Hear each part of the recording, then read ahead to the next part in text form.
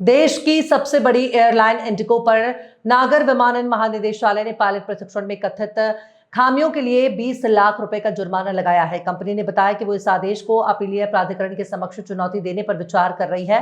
Indigo ने बुधवार को शेयर बाजार को दी सूचना में कहा कि उसे 26 सितंबर को डीजीसीए में जुर्माने के संबंध में नोटिस मिला। ये जुर्माना श्रेणी सी हवाई अड्डों पर पायलटों के प्रशिक्षण के लिए उपायुक्त सिमुलेटर के उपयोग में कथित विफलता के लिए लगाया गया है। सोमवार को प्रकाशित एक रिसर्च नोट के मुताबिक ब्रोकरेज फर्म गोल्डमैन सैक्स ने दिसंबर 2026 सोने की कीमत और बढ़ने का अनुमान लगाया। ब्रोकरेज का कहना है कि आने वाले समय में सोना $4,300 से बढ़ाकर $4,900 प्रति औंस तक पहुंच जाएगा। सोने की कीमत में इसी तेजी की वजह से पश्चिमी देशों में गोल्ड बेस्ड ईटीएफ्स में निवेश में तेजी और केंद्रीय बैंकों की लगातार सोने की खरीद को बताया जा रहा है।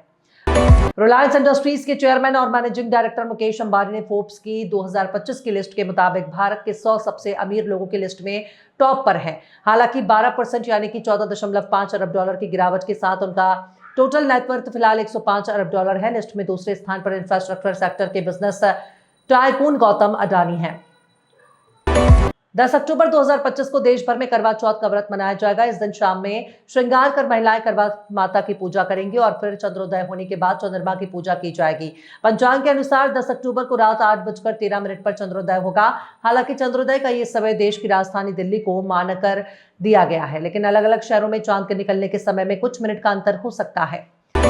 राष्ट्रीय जनता दल के नेता और पूर्व उप मुख्यमंत्री तेजस्वी यादव ने मंगलवार को दावा किया कि अगर महागठबंधन की सरकार बनी तो बिहार में एक भी घर में बेरोजगार नहीं रहेगा। तेजस्वी ने भागलपुर जिले के कहलगांव विधानसभा क्षेत्र में अपनी पहली चुनावी सभा को संबोधित करते हुए कहा, बिहार की जनता बदलाव चाहती है। इस बार महागठबंधन की सरकार बनेगी और बेरोजगारी और पलायन में मुक्ति मिलेगी।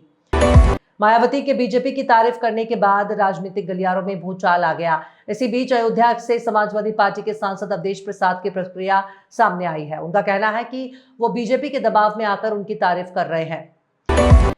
दीपावली और छठ पर्व पर यात्रियों की बढ़ती भीड़ को देखते हुए रेलवे प्रशासन ने नई दिल्ली रेलवे स्टेशन पर बड़ा बदलाव किया है। स्टेशन पर यात्रियों की सुविधा और भीड़ नियंत्रण के उद्देश्य से लगभग 1 दर्जन ट्रेनों के प्लेटफॉर्म में अस्थायी बदलाव किया गया है।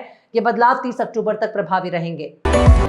शुभमन गिल भारत की टेस्ट टीम के कप्तान बनने के साथ ही अब वनडे के भी कप्तान बन दिए गए हैं। ऑस्ट्रेलिया के खिलाफ वनडे और टी20 के लिए टीम इंडिया का ऐलान हो चुका है। इसके साथ ही ओडीआई की कप्तानी रोहित शर्मा की जगह शुभमन गिल को सौंप दी गई है। ऑस्ट्रेलिया दौरे से पहले गिल ने अपनी कप्तानी करियर का ब्लूप्रिंट तैयार कर लिया है।